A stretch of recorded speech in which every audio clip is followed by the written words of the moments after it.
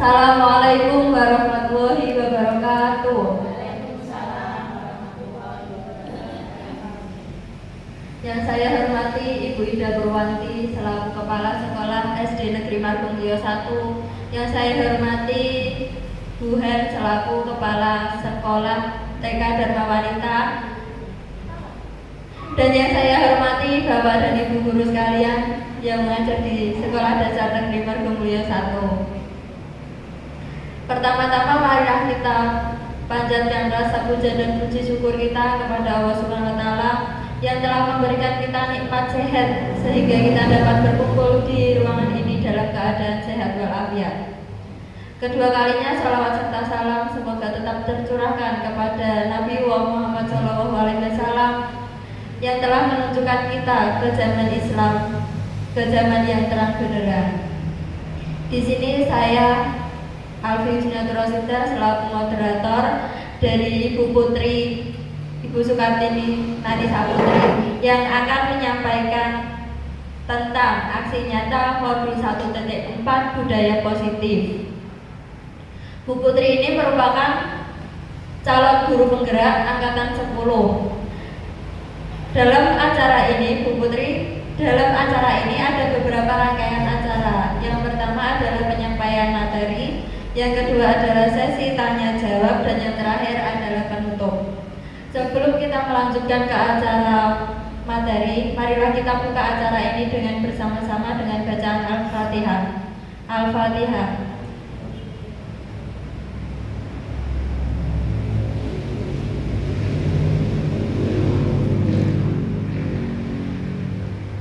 Terima kasih. Memasuki acara selanjutnya, acara penyampaian materi yang akan disampaikan langsung oleh Ibu Sukartini Nani Saputri. Dan sebelumnya sambutan terlebih dahulu oleh Ibu Kepala Sekolah SD Negeri Margomulyo 1. Kepada Ibu Ida Purwanti, saya persilakan. Bismillahirrahmanirrahim. Assalamualaikum warahmatullahi wabarakatuh.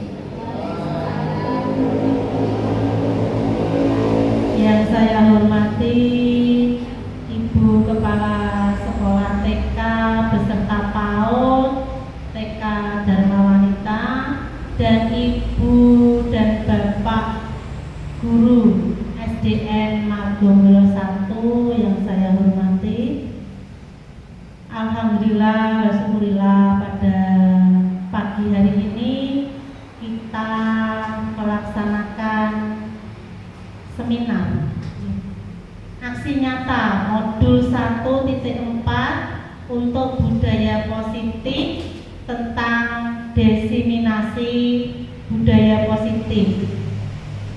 Di sini saya sebagai kepala sekolah saya ucapkan terima kasih atas TGP saya untuk Bu Putri. Semoga pelaksanaan ini nanti bisa berjalan lancar sesuai yang diinginkan. Dan di sini saya kepala sekolah juga mendukung tentang kegiatan untuk TGP saya. Semoga nanti bisa terlaksana dengan baik. Di sini saya yang mengerti tentang diseminasi. Mungkin saya juga belum tahu banyak ya. Untuk diseminasi di sini tentang budaya positif di sekolah itu bertujuan untuk menumbuh kembangkan motivasi intrinsik warga sekolah. Motivasi tersebut merupakan kemampuan dari sendi untuk menangani masalah yang dihadapi dengan penuh tanggung jawab. Semoga nanti yang disampaikan Bu Putri untuk modul nyata 1.4 tentang budaya positif nanti bisa terlaksana. Dan di sini budaya positif di sekolah sangatlah penting. Metode ini mengembangkan peserta didik yang memiliki karakter kuat dan berakhlak sesuai profil pelajar Pancasila. Budaya positif dapat dibangun dengan syarat sekolah sekolah perlu menyediakan lingkungan yang positif, aman, dan nyaman agar peserta didik mampu berpikir dan menciptakan pembelajaran secara merdeka, mandiri, dan bertanggung jawab. Mungkin nanti bisa dikembangkan oleh pemateri yaitu Bu Putri untuk kelanjutannya. Mungkin Bapak dan Ibu nanti bisa bertanya atau bisa tanya jawab dengan Bu Putri, dengan hasil nanti bisa memahami semua. Mungkin itu yang saya dapat sampaikan, kurang lebihnya saya mohon maaf. Saya akhiri. Wabillahi taufiq wal hidayah. Wassalamualaikum warahmatullahi wabarakatuh.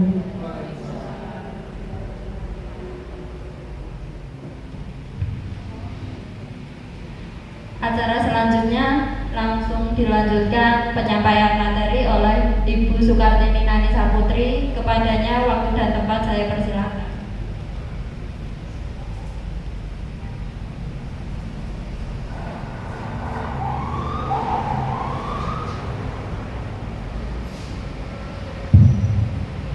Assalamualaikum warahmatullahi wabarakatuh.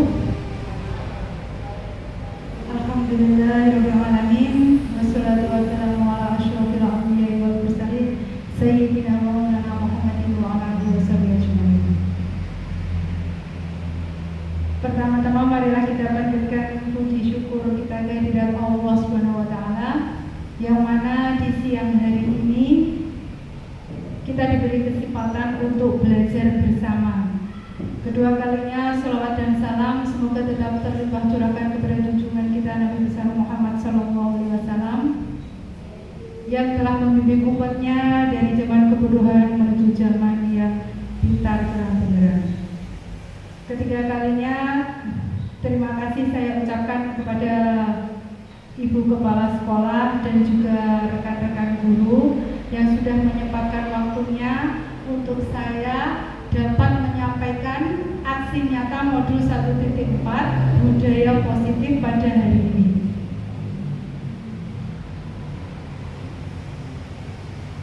Saya Sukartini Nanisa Putri, calon guru penggerak angkatan 10 dari Kabupaten Bojonegoro akan menyampaikan tentang aksi nyata modul 1.4 tentang budaya positif.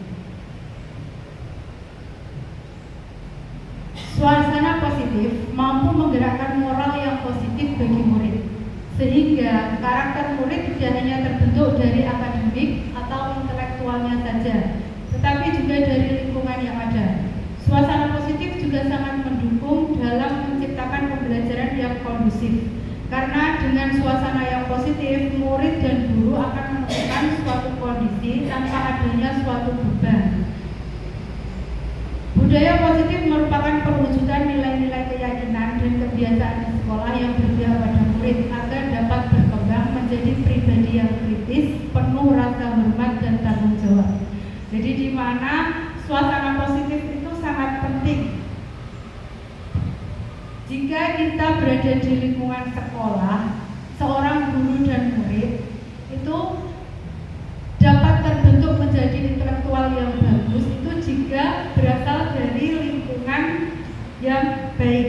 Jadi kita sebagai seorang pendidik harus bisa menciptakan lingkungan yang nyaman untuk murid, baik nyaman untuk guru maupun untuk murid.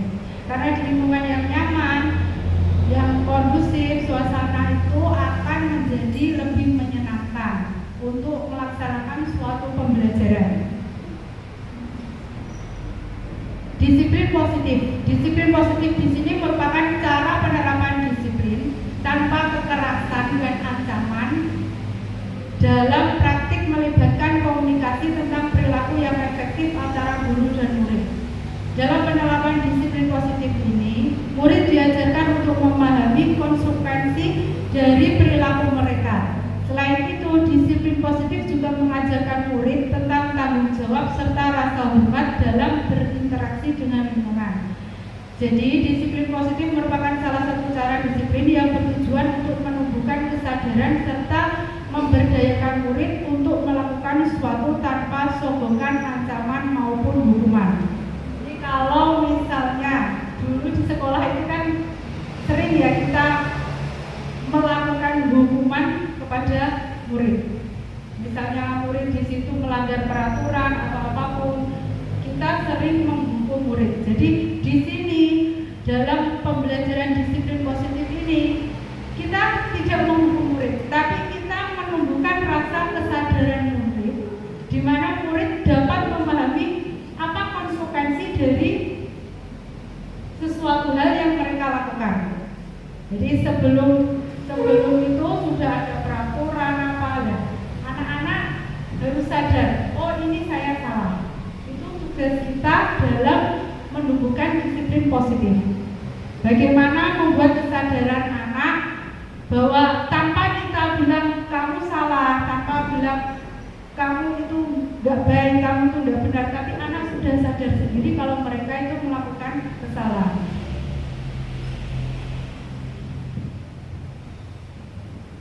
Disiplin positif akan melahirkan nilai-nilai kebajikan dari profil pelajar Pancasila, mulai dari beriman, bertakwa pada Tuhan Yang Maha Esa dan berakhlak mulia, berkebinekaan global, bergotong royong, mandiri, bernalar kritis dan kreatif.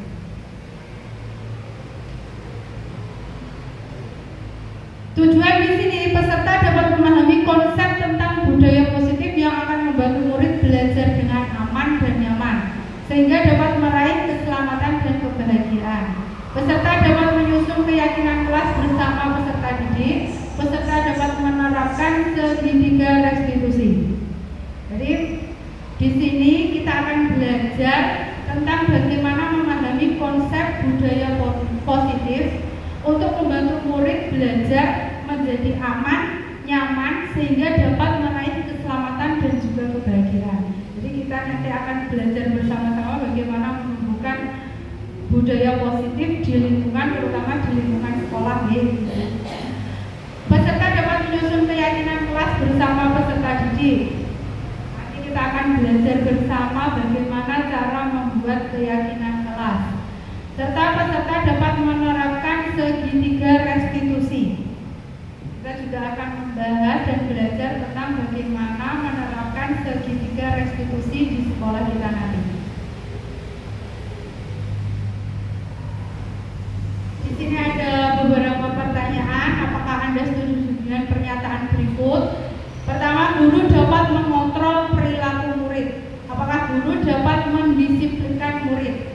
Yang ketiga, pemberian hukuman dengan hal positif seperti membaca atau membersihkan kamar mandi dapat meningkatkan disiplin anak. Memberikan penghargaan dapat meningkatkan motivasi belajar murid. Yang kelima, ketika murid mengalami masalah, solusi dari guru merupakan alternatif terbaik bagi murid. Mungkin bisa diingat-ingat ya, apakah pernyataan berikut ini menurut jenengan itu cocok atau enggak? Nanti kita bahas bersama-sama.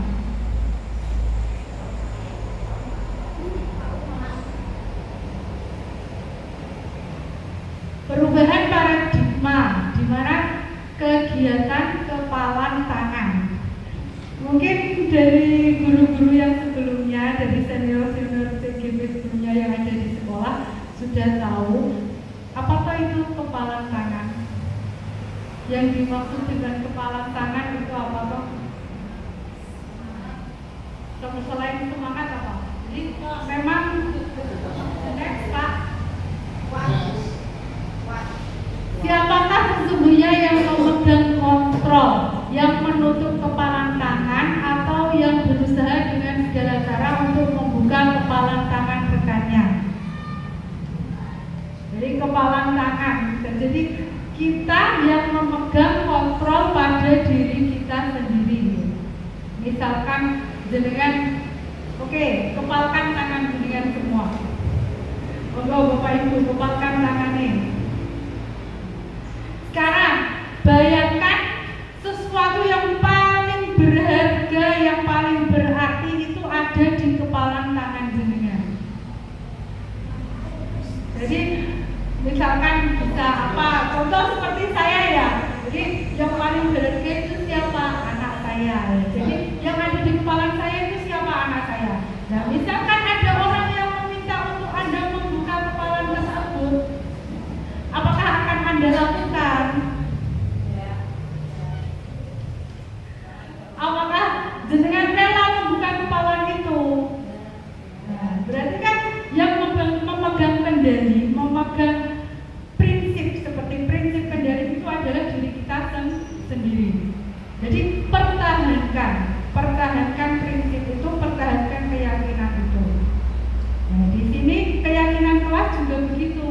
Jadi kita pertahankan keyakinan tersebut. Dengan apa contoh tadi ya, kepala tangan. Misalnya tadi jenengan kepalkan tangannya jenengan. Terus saya minta tolong buka kepalanya jenengan, nanti saya kasih uang 1 miliar. Nah, berarti kalau jenengan buka itu bukan sesuatu hal yang paling berharga di hidup jenengan. Kenapa? Kalau sesuatu hal yang paling berharga itu pasti tidak akan jenengan lepaskan, tidak akan jenengan berikan. Next. Pergeseran paradigma teori kontrol. Ilusi guru dapat mengontrol murid, di mana ilusi bahwa semua penguatan positif efektif dapat bermanfaat. Ilusi bahwa kritik dan membuat orang merasa bersalah dapat menguatkan karakter.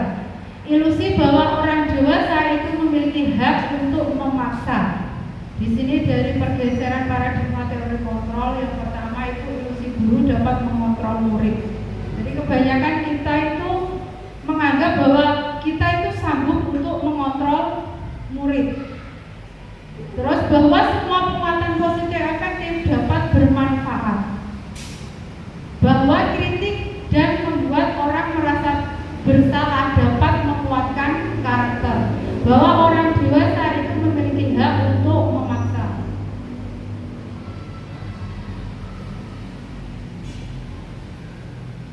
Bagaimana seseorang bisa merubah dari paradigma stimulus respon ke kontrol teori? Di sini ada stimulus respon lawan teori kontrol dari pandangan tentang dunia. Simulasi respon tentang dunia. Realisi kebutuhan kita itu sama. Dengan teori kontrol tentang dunia, realisi kebutuhan itu kita berbeda. Yang kedua, semua orang melihat hal yang sama. Tetapi di teori kontrol tentang dunia, setiap orang memiliki gambaran yang berbeda. Kita mencoba mengubah orang agar berpandangan sama dengan kita. Tetapi teori kontrol tentang dunia, kita berusaha memahami pandangan orang lain tentang dunia. Perilaku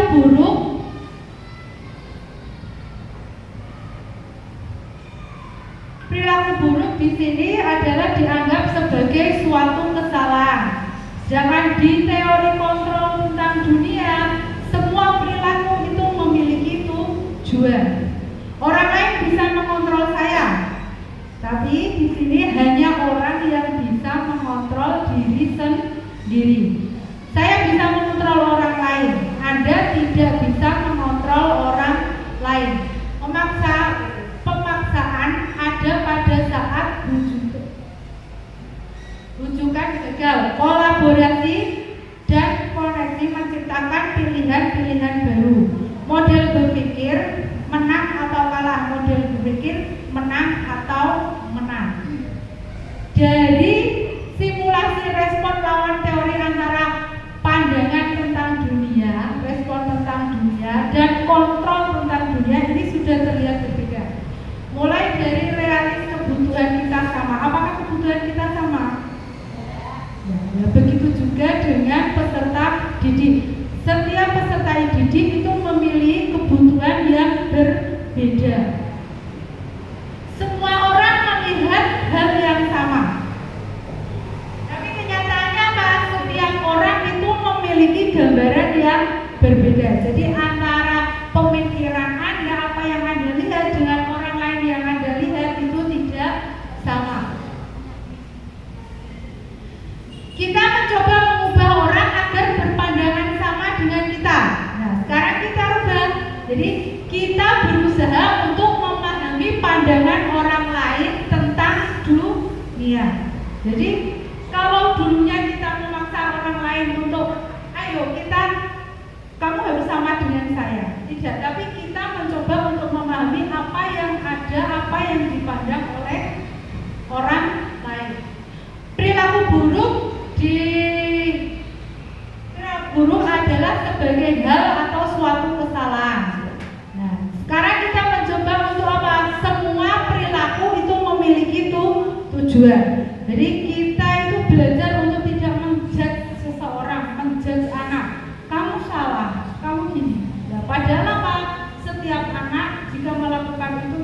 ada sebabnya, ada tujuannya. Kenapa? Tugas kita menggali seperti itu.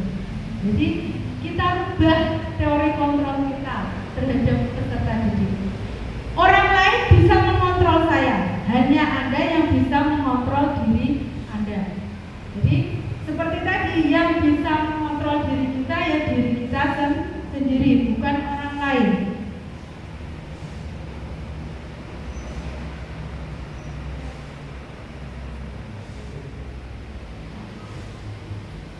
Disiplin positif.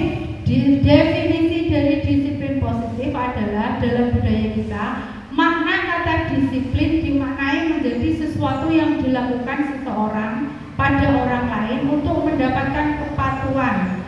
Kita cenderung menghubungkan kata disiplin dengan ketidaknyamanan. Kalau kita biasanya mendengar kata disiplin, itu yang pasti yang ada di otak kita pasti penuh dengan banyak peraturan, penuh dengan banyak paksaan. Jadi kalau ada kata disiplin, berarti itu sesuatu hal yang harus kita lakukan. Dan kita kadang merasa tidak nyaman dengan kata disiplin tersebut. Padahal apa? Tujuan dari disiplin itu adalah, sebagai pendidik, tujuan kita adalah menciptakan anak-anak yang memiliki disiplin diri sehingga mereka bisa berperilaku dan mengacu pada nilai-nilai kebajikan universal dan memiliki motivasi intrinsik bukan ekstrinsik.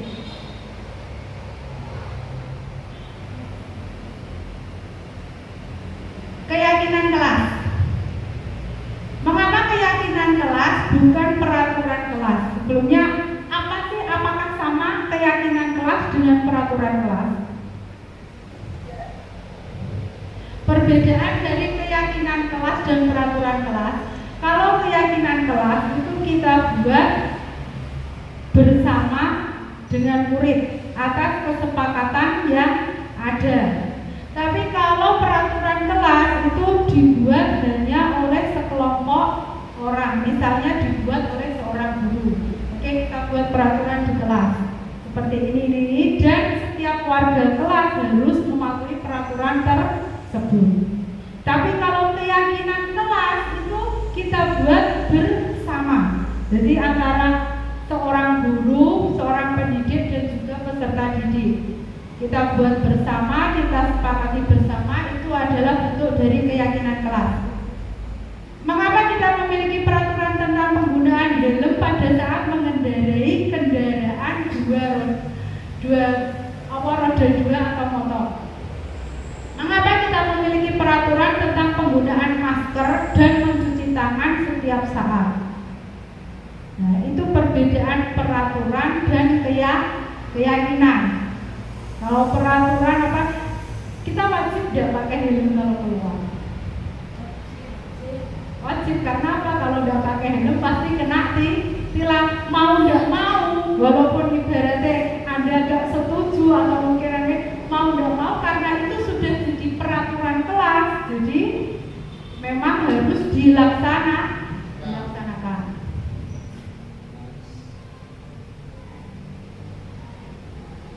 Prosedur dari pembentukan keyakinan kelas, yaitu yang pertama, mempersilahkan warga sekolah atau siswa untuk mencurahkan ide tentang peraturan yang akan disepakati.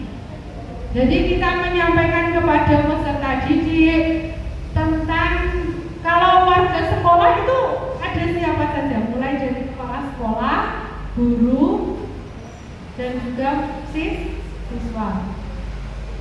Jadi kita mempersilahkan semua warga sekolah untuk mencurahkan ide tentang peraturan yang akan disepakati. Ayo kita buat tentang keyakinan kelas. Yang kedua, mencatat semua masukan. Jadi semua masukan tentang keyakinan kelas yang harus kita lakukan itu semua kita catat. Ganti kalimat negatif menjadi positif. Contoh dari kalimat negatif itu nopo nggih? Ada kata jangan, contoh itu berarti apa? Kalimat negatif. Contoh, jangan buang sampah sembarangan. Kita rubah menjadi apa? Buanglah sampah di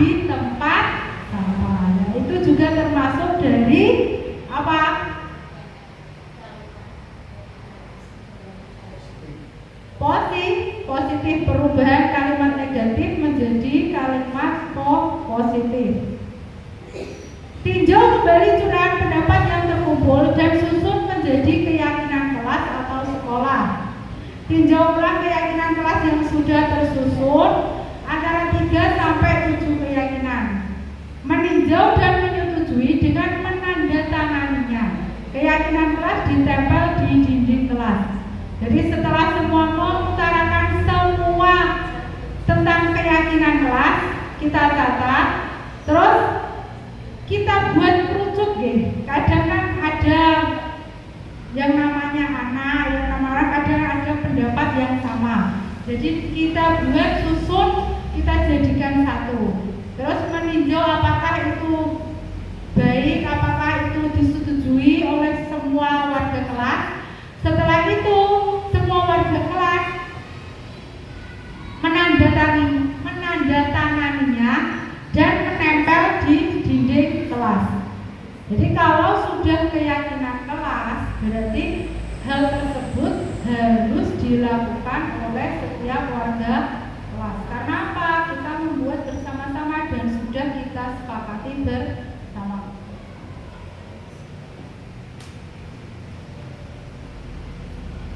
Di sini saya memberikan contoh tentang membuat keyakinan kelas pada kelas PJOK karena memang saya sebagai guru olahraga, jadi saya membuat keyakinan kelas untuk mapel PJOK. Keyakinan kelas yang saya buat dengan anak-anak mulai yang pertama apa? Berkata baik dan menghormati teman. Dari kata pertama berkata baik dan menghormati teman itu, dulu waktu pertama membuat keyakinan seperti itu tuh ada anak yang bilang jangan bicara kotor, jangan mengejek teman. Itu kita jadikan satu, kita jadikan sebuah kalimat positif. Dari beberapa kalimat negatif yang muncul dari ide-ide tersebut, kita buat menjadi kalimat positif. Contohnya berkata baik. Kalau berkata baik kan berarti kan tidak mengolok-olok teman, tidak bicara buruk, tidak apa. Itu termasuk apa? Berkata baik dan menghormati teman. Berarti kalau menghormati teman itu berarti apa?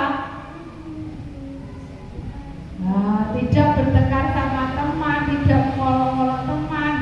Kata-kata dari negatif itu kita jadikan satu menjadi sebuah kata positif. Berseragam dengan rapi. Dari kata berseragam dengan rapi dulu itu mulai dari harus memakai sepatu, harus memakai kaos kaki, harus. Nah, dari kata-kata tersebut kita buat menjadi satu kata yang di situ di dalamnya itu mengandung beberapa keyakinan. Jadi berseragam dengan rapi. Kalau berseragam dengan rapi kan sudah pasti pakai sabuk, sudah pasti pakai sepatu, sudah pasti pakai kaos. Datang tepat waktu. Dari kata tidak boleh terlambat itu kita buat datang tepat waktu. Menjadi siswa disiplin dan bertanggung jawab. Dari kata menjadi siswa disiplin dan bertanggung jawab itu kemarin ada kata-kata seperti harus piket kelas, harus membersihkan kelas, harus. Nah, kita buat menjadi satu yaitu apa? Menjadi siswa disiplin. Bisa disiplin mulai dari kedatangannya, disiplin kelasnya, dan bertanggung jawab dengan tugasnya masing-masing. Contoh kalau misalnya memang tugas piket kelas itu anak harus belajar bertanggung jawab.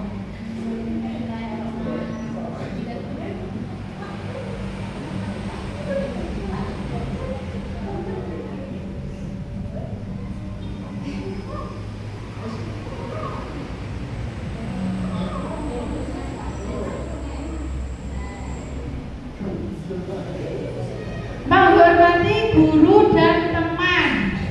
Jadi menghormati guru dan teman di sini mulai dari apa? Memberikan salam itu termasuk contoh dari menghormati guru. Yang keenam adalah hadir 15 menit sebelum berbicara, berperilaku, dan berpakaian. Bersama-sama bertanggung jawab dalam menjaga dan menyiapkan perlengkapan olahraga. Menggunakan peralatan olahraga dengan bijak. Ini contohnya misalkan setelah pembelajaran olahraga, murid harus merapikan atau menata alat-alat olahraga. Karena kata-kata harus, kata-kata tidak, kata-kata itu kita ganti dengan menggunakan peralatan olahraga dengan bijak. Setelah selesai menggunakan peralatan olahraga, dikembalikan sesuai tempatnya dengan rapi, berkomitmen menjaga sportivitas dan keselamatan diri maupun keselamatan bersama, menjaga kebersihan dan kesehatan, membangun respek dan sikap positif. Nah, di sini adalah dokumentasi pembuatan keyakinan kelas. Jadi anak-anak kita tanya tentang pembuatan keyakinan kelas bersama-sama. Kita tulis, kita catat sampai kita mendapatkan hasil seperti tadi.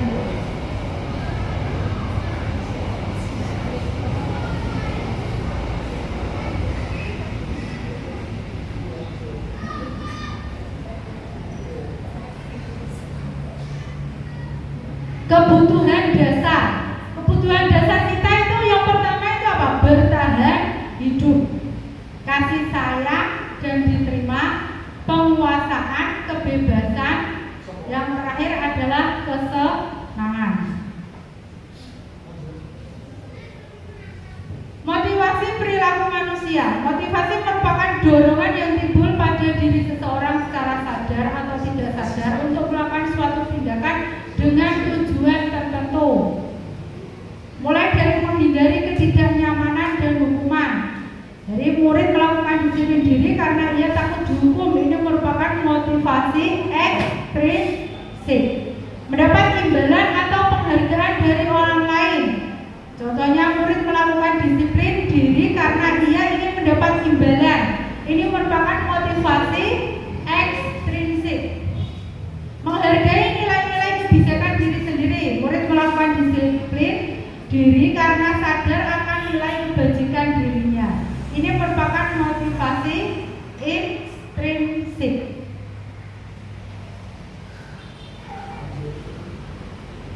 Konsep disiplin identitas yang gagal itu yang pertama, kita memakai konsep disiplin dengan cara hukuman. Karena hukuman di situ itu apa? Yang pertama itu sudah pasti menyakitkan. Yang kedua membuat tidak nyaman. Yang ketiga murid menjadi takut. Yang keempat memaksa. Terus selanjutnya murid menyembunyikan kesalahan. Akhirnya mereka berbohong. Murid menjadi rendah diri. Itu adalah dampak-dampak dari sebuah hukuman.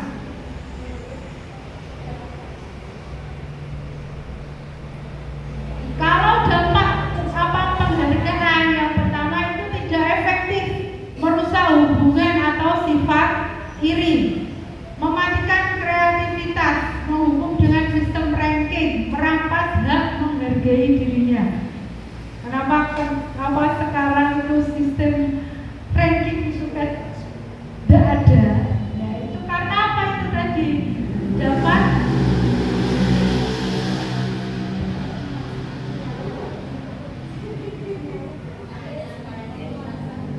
Dapat apa?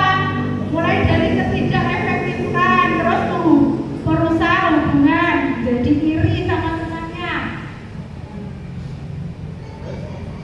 terus mematikan kreativitas. Anak jadi kalau ya sudahlah saya nggak dapat juara, paling besok juga nggak dapat juara lagi, paling ya dapat ya itu lagi apa. Jadi anak itu terus mati kreativitasnya. Menghukum dengan sistem ranking seperti tadi. Jadi anak yang mendapat ranking 1 itu sudah pasti anak yang pintar. Anak yang tidak mendapat ranking 1 itu pasti apa? Anak yang kurang pintar. Padahal apa?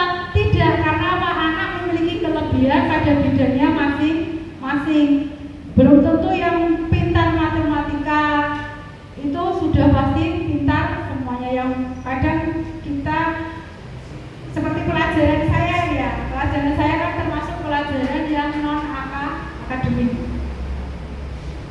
pelajaran yang berada di kelas itu adalah pelajaran akademik. Kadang anak yang pintar di pelajaran akademik, nah, itu dianggap anak yang paling wow. Tapi anak yang pintar di bidang non akademik itu dianggap anak yang tidak wow. Padahal setiap anak itu memiliki apa? Kelebihan masing-masing.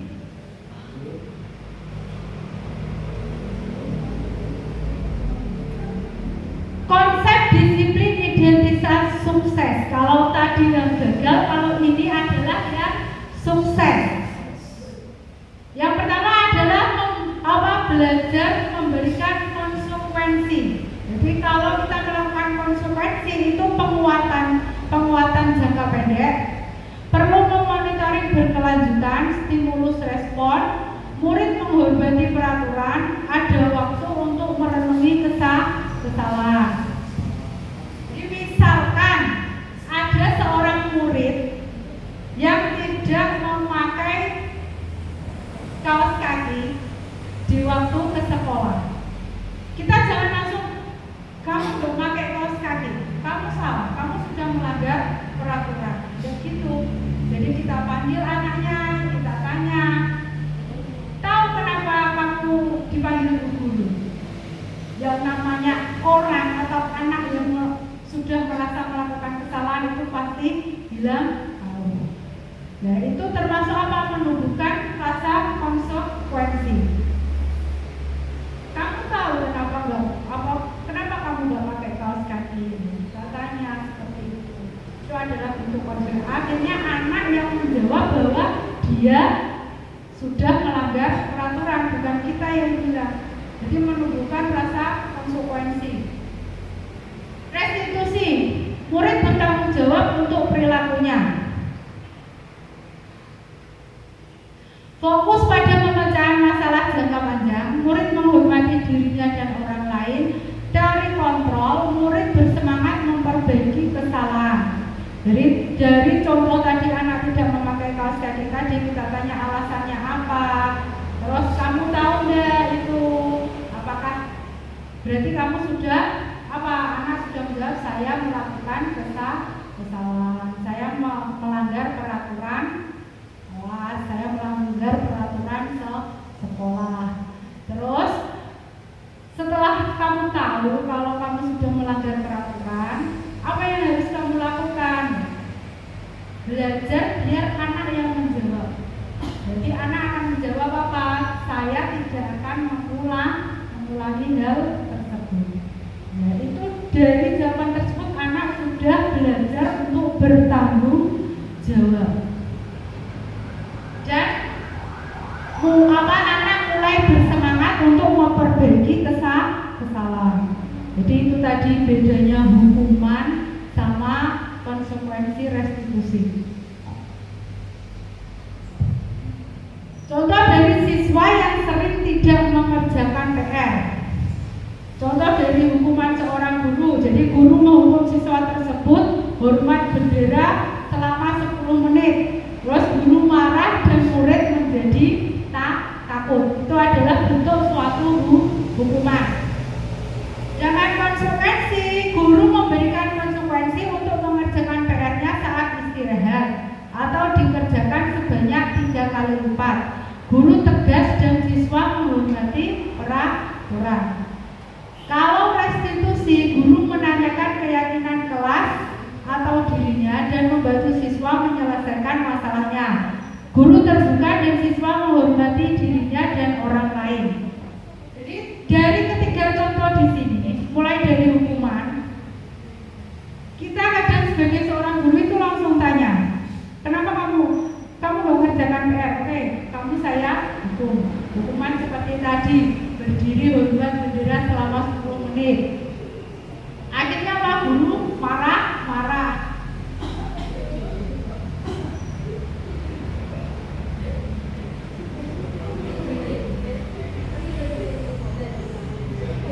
Dan murid menjadi takut. Konsekuensi, guru memberikan konsekuensi untuk mengerjakan PR-nya 3 kali lipat. Itu termasuk konsekuensi. Di situ situ guru terlihat tegas dan siswa harus menghormati peraturan tersebut. Kalau restitusi, guru itu menanyakan keyakinan kelas dan membantu siswa menyelesaikan masalahnya. Dari keyakinan kelas, jadi kita menanyakan, kamu tahu keyakinan kelas kita? Salah satunya adalah kita harus mengerjakan tugas, mengerjakan PR. Kenapa tidak mengerjakan? Ya, kita tanya alasannya, kita dengarkan alasannya. Terus kita bantu menyelesaikan masalahnya, misalnya lupa, terus apalagi kebanyakan bermain. Kita cari solusinya bagaimana agar anak bisa mengerjakan tugas.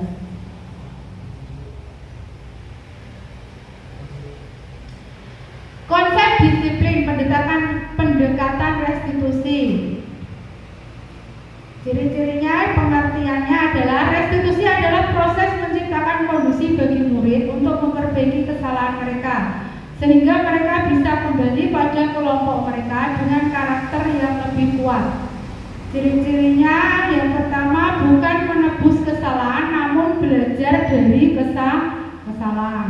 Kalau tadi kita langsung memberikan hukuman seperti ini, itu namanya menebus kesalahan. Tapi kalau kita menggunakan restitusi tadi dengan anak belajar dengan konsekuensi bertanggung jawab, itu dapat belajar dari kesalahan, memperbaiki hubungan, tawaran bukan paksaan, menuntut untuk melihat ke dalam diri, mencari kebutuhan bukan tindakan penguatan, dasar yang mendasari tindakan dan fokus pada solusi, fokus pada karakter. Jadi yang kita fokuskan itu bukan kok anak gak mengerjakan PR, tapi kenapa anak tidak mengerjakan PR. Dan setiap orang seperti tadi, setiap orang memiliki alasan, memiliki tujuannya masing-masing. Jadi kita belajar untuk menggali, kita belajar untuk mengetahui pemikiran mereka, bukan anak-anak yang harus patuh pada kita. Tapi kita belajar untuk mengetahui kenapa kok kamu tidak mengerjakan PR, alasannya apa, hambatanmu apa, masalahmu apa. Ya, kita mencoba melakukan pendekatan restitusi kepada anak. Dari seketika restitusi ini, mulai dari menstabilkan identitas, kita semua akan melakukan hal yang terbaik yang bisa kita lakukan. Memvalidasi tindakan yang salah, jadi semua perilaku memiliki alasan. Menanyakan keyakinan, kita semua memiliki motivasi internal. Setelah kita menggali hal yang dilakukan itu karena apa dan alasannya apa, kita menanyakan keyakinan, kita semua memiliki motivasi internal. Jadi setelah tahu kalau salah, kita selesaikan masalahnya, kita harus bertanggung jawab, itu dapat membuat kita menjadi lebih baik lagi. 5 posisi kontrol restitusi, mulai dari penghukum, pembuat rasa bersalah, teman, pemantau atau manajer. Dari kelima posisi kontrol restitusi di sini, Bapak Ibu paling sering itu berada di mana? Apakah sebagai penghukum, apakah sebagai pembuat rasa bersalah, apakah sebagai teman, sebagai pemantau, atau sebagai manajer? Biasanya itu paling sering itu sebagai apa?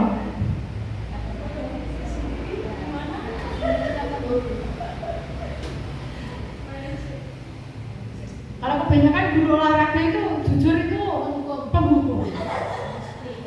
Itu sudah pasti penghukum, karena memang sebelum saya ikut CGP itu memang seperti itu. Oh ternyata begitu ya. Memang banyak sekali ilmu yang saya dapat ketika saya ikut program CGP ini. Jadi mulai dari penghukum, pembuat rasa bersalah, terus menjadi teman, pemantau, manajer.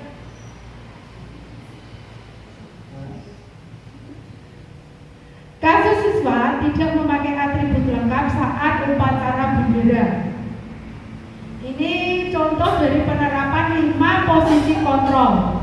Kalau hukum langsung patuhi aturan sekolah lalu berdiri di depan barisan, itu termasuk berarti kita sebagai penghukum. Pembuat rasa salah, berapa kali Bu Guru harus memberitahu kamu? Ibu kecewa sama kamu. Itu berarti kita sebagai pembuat rasa bersalah. Berarti kita sudah membuat anak merasa bersalah. Pemantau, kamu sudah melanggar, apa peraturan dan konsekuensinya? Jadi kita menanyakan kepada anak, anak sudah melanggar, apa peraturan dan konsekuensinya? Sebagai teman, ayolah yang tertib, buat ibu bangga kali ini tidak bapak salah. Sebagai manajer, apakah kamu tahu kesalahanmu? Kira-kira bagaimana kamu akan memperbaiki kesalahan ini? Dari kelima penerapan posisi kontrol di sini yang menurut bapak ibu paling baik, paling cocok itu yang mana? Seperti yang kita pelajari tadi tentang restitusi, tidak dilanggar. Terkadang juga di keyakinan kelas itu tidak ada. Mungkin Bu Putri bisa menambah lagi di keyakinan kelas tersebut. Nah, bagaimana cara panjenengan secara konsisten menerapkan kepada anak-anak supaya selalu sadar menerapkan disiplin positif tersebut? Ngaten mawon itu. Matur suwun. Sami-sami. Ditempel yang besar gitu di dalam kelas. Kalau bisa di tempat yang dimana kita dan anak sering melihat, jadi kita akan tahu tentang keyakinan kelas. Jadi secara nggak sadar setiap kita lewat sudah pasti kita baca keyakinan kelas tersebut. Jadi biar kita selalu ingat apakah peraturan keyakinan kelas yang ada di kelas kita. Ditulis yang besar. Terus kan memang di situ kan sudah ada biasanya itu seberapa berupa dengan besar itu sudah ada tanda tangan anak. Karena memang saya tidak memiliki kelas B, saya mengajarnya di luar kelas.